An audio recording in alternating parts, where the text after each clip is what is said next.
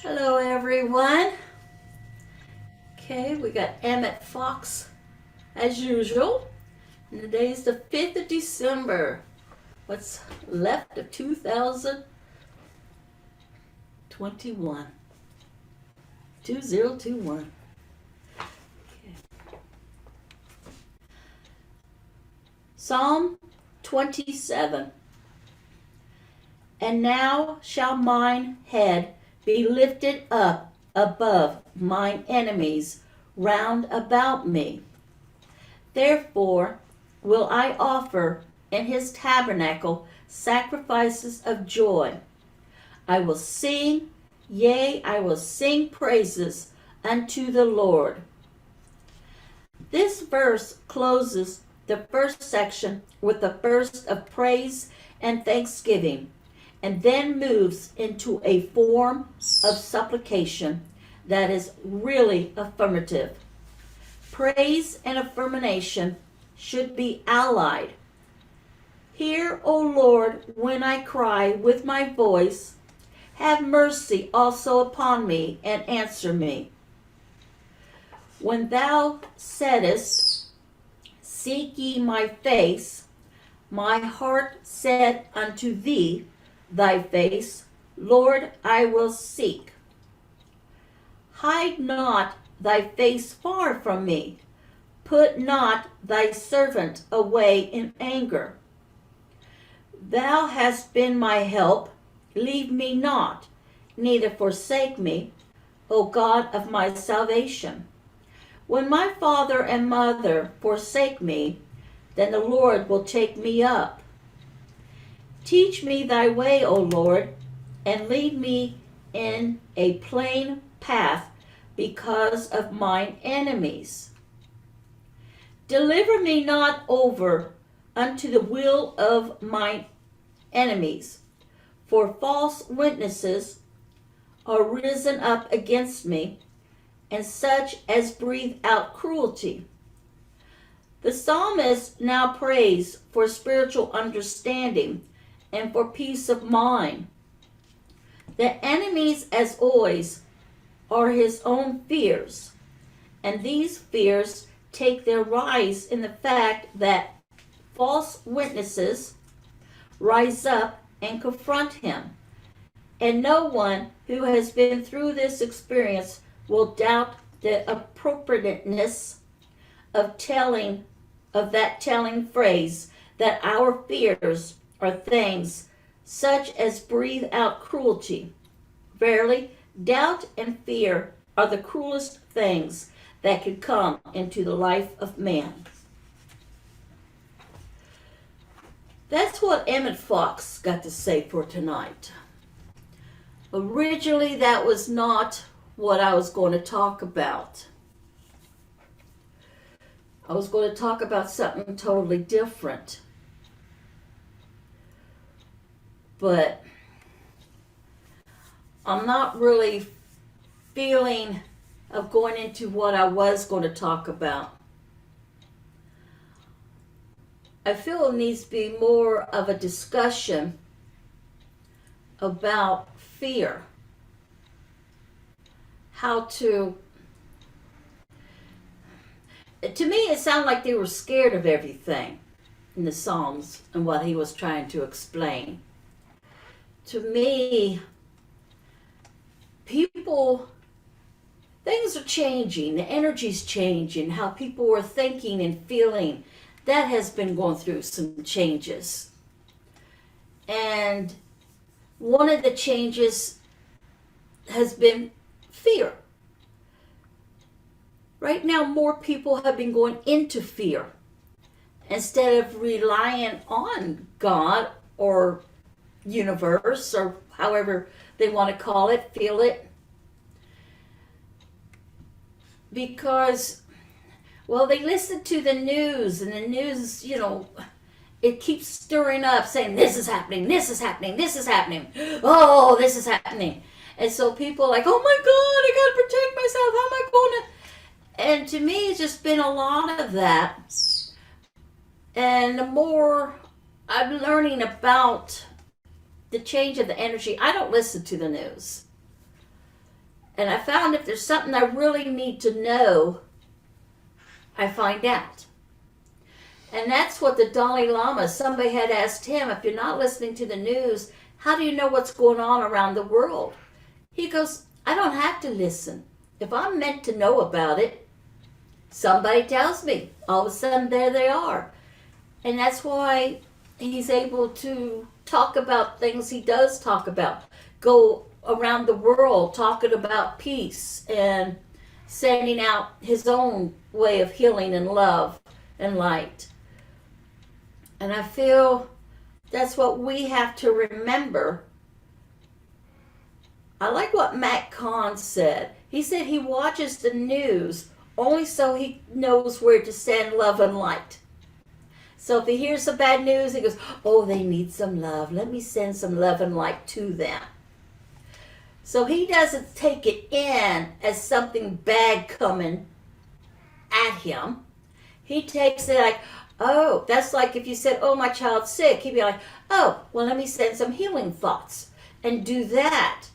Because that is more important to receive than somebody's worry or frustration or fear and or what, they're negative. Oh, I'm sorry to hear that. Oh, you must be, sad. You must, poor you, whatever. All that's doing is feeding into the negativity. It's not helping anyone. Definitely not helping the child, because you don't want to see that child or whoever it is feeling sick, feeling bad, feeling not able to walk, feeling they can't get out of bed. You don't want to see that. You don't want to feel that. What you want to do is take it and turn it around and send them love and light. You want to see them. You want to think about them happy, getting out of bed, walking around, and leaving it, put him up in God's hands, however you want to do that. I tend to wrap him up a white light and stick him in God's hands. Let him do what's best for that person. Because people might think, well, you did that, but nothing happened. Well, I've got no control over that. And just because you snapped your fingers doesn't mean everything's instant. Sometimes it could be.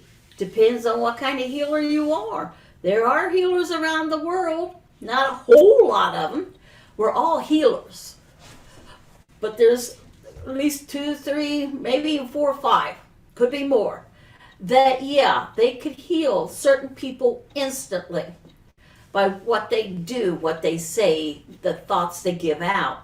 It is possible. Sometimes it might take an hour. It might take a day, a week, a month, maybe even a year. Who knows? Because I don't control that. That's the unknown. And that's what brings up a lot of the fear, is the unknown. Like the COVID-19. Well, somebody, told me, they got a new strand. It's the Delta strand. I haven't heard diddly about this Delta strand. It's supposed to be more dangerous than the Corona thing. And you want me to get excited? Worry about, I'm going to get what? What is the symptoms? They keep talking about the COVID-19, but they don't tell you the difference. Now I heard there's a third one.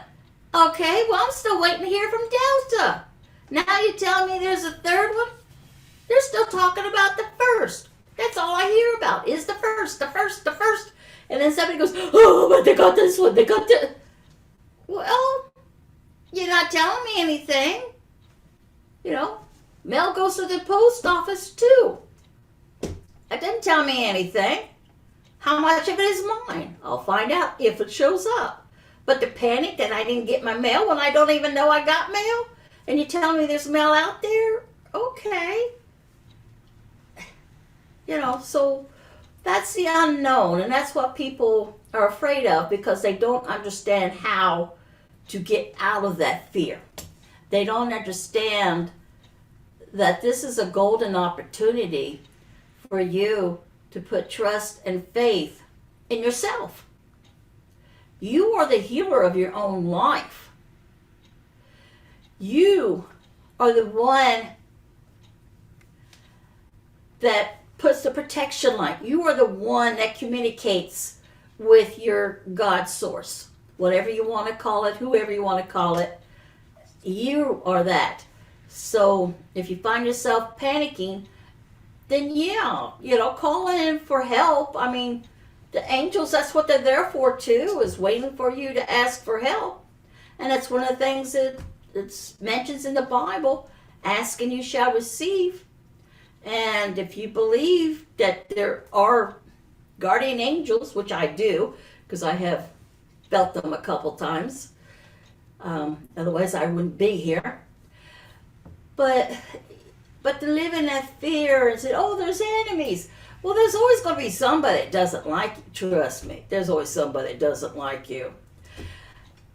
But to worry about them, to put your fear into them, that's not helping you any. So I feel what he wrote, it made sense, but since the energy changed, the shift has changed, things are not normal even from 2,000 years ago. Things are not even normal from 2 years ago. Things have changed. And finding your path is doing the right thing, doing what you feel is right for yourself in your heart. As long as you're doing it with love and you're doing it for your best highest, not to see what you can get from anybody or anything like that, but as long as you get from what's your best and highest, then it's automatic. You feel that for the others too. You want that. But if you're trying to judge people saying, okay, you need to think like me, you need to do things like me, well, then you're not really doing anything for the best and highest good, because that's low. That's a low level. That's not even the highest. So to me, getting into your inner self, finding your heart. There are times, that's like, well, yeah, this and that. And I've had to kind of stop myself and say, okay, why is this happening?